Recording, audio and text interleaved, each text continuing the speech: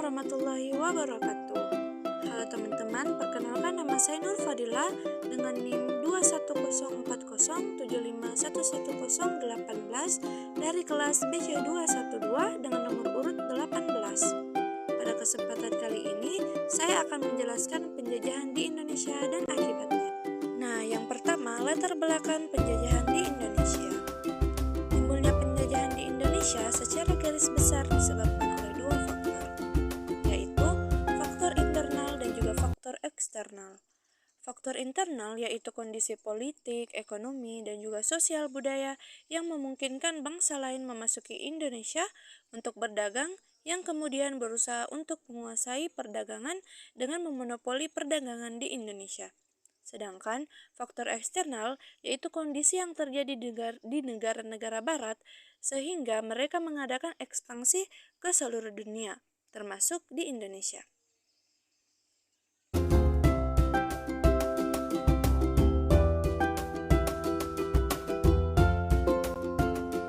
Nah, yang pertama ada faktor internal, yakni kontak hubungan perdagangan Indonesia sebagai penghasil rempah-rempah terbesar di dunia.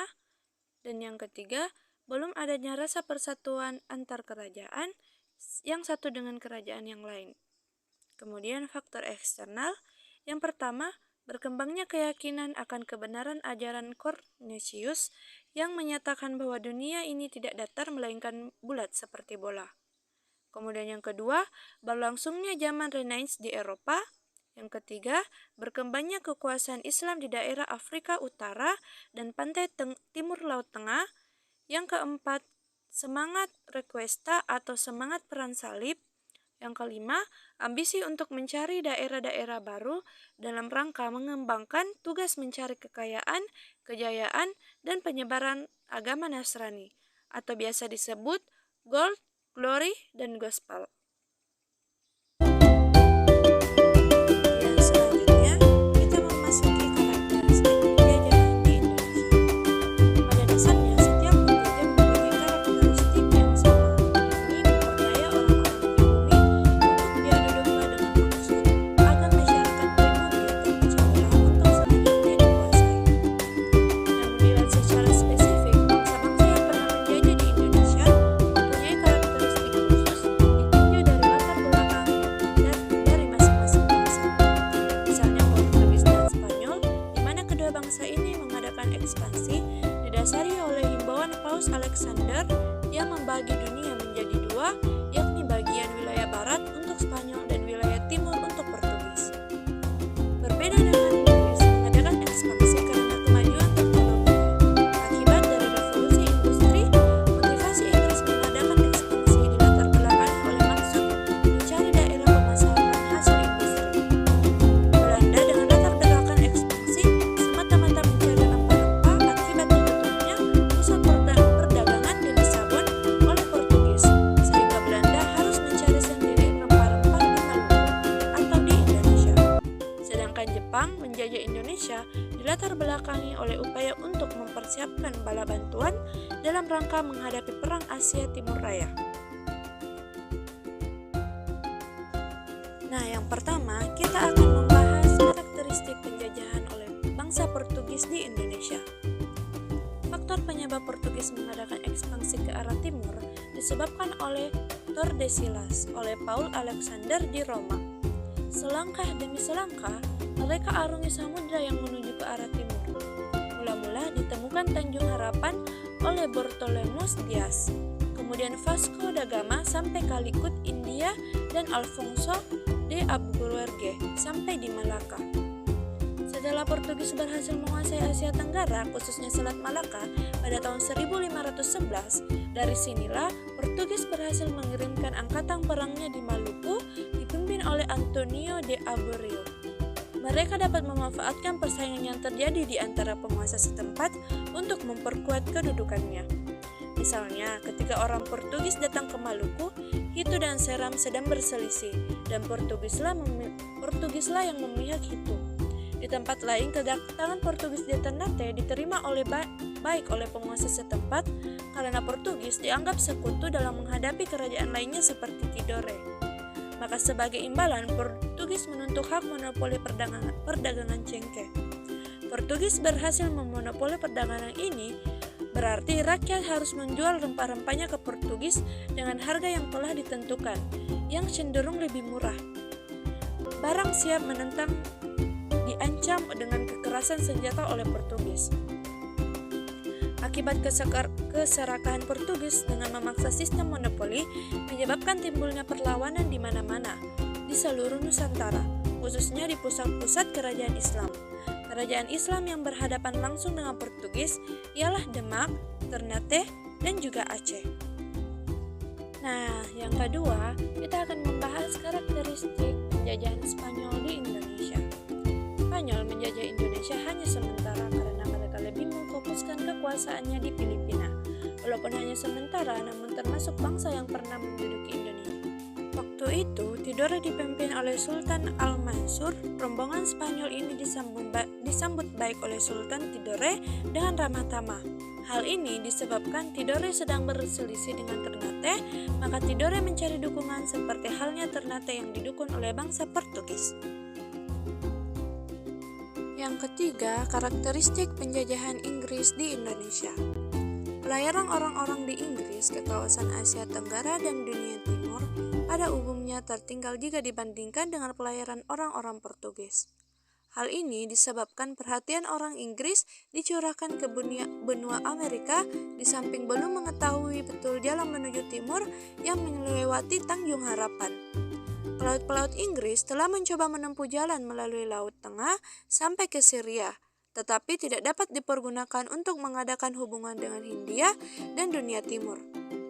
Pada akhir abad ke-16, Inggris menyadari bahwa satu-satunya jalan yang paling tepat untuk mengadakan hubungan dengan dunia timur adalah melalui Tanjung Harapan. Sementara itu, perhatian Inggris terbagi dua, yakni Indonesia dan India. Di antara pemimpin pedagang Inggris yang dianggap paling membahayakan kedudukan Belanda di Nusantara adalah John Jourdain. Dialah yang paling banyak terlibat permusuhan dengan J.P. Coin, Gubernur Jenderal VOC. Dengan tegas, Jourdain menandaskan bahwa perdagangan di Maluku adalah bebas untuk siapapun. Ketika J.P. Coin menjadi Gubernur Jenderal, ia berjanji akan mengusir semua kekuatan Portugis, Spanyol, dan Inggris dari Maluku. Rupanya, Inggris tidak mempersiapkan peperangan untuk kepentingan EIC di Kepulauan Nusantara, sehingga pada akhirnya harus menarik diri dari wilayah Nusantara dan memutuskan perhatiannya di India.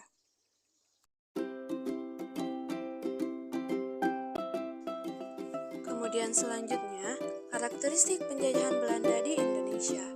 Motivasi kehadiran Belanda di Indonesia semata-mata didorong oleh upaya mencari sendiri rempah-rempah ke Indonesia, sehingga kedatangannya tidak dianggap membahayakan kedudukan penguasa-penguasa pribumi.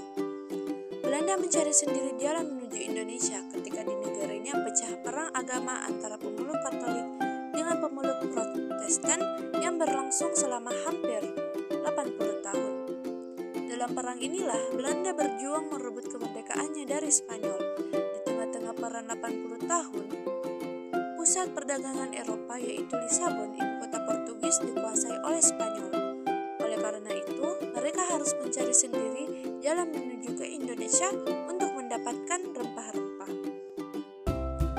Nah, yang terakhir, karakteristik penjajahan Jepang di Indonesia. Dengan program yang dilancarkan oleh Jepang untuk membentuk persemakmuran bersama Asia Timur Raya, mendapat sambutan positif dari rakyat Asia dan Pasifik umumnya, khususnya Indonesia, sehingga kedatangan Jepang di Indonesia tidak mendapat perlawanan, bahkan disambut dengan senang hati sebagai saudara tua yang akan membebaskan rakyat Indonesia dari penindasan dan penjajahan bangsa Barat. Sebenarnya, apa yang disebut kemakmuran bersama oleh Jepang itu tidak lain adalah kemakmuran bagi Jepang sendiri.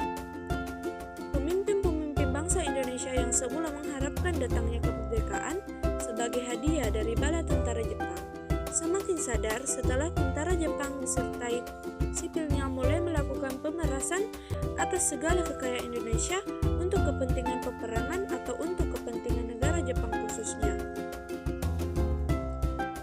Dalam pada itu, penderitaan rakyat yang dialami melalui tanam paksa, kerja paksa ataupun pajak tanah pada waktu kekuasaan kolonial Belanda.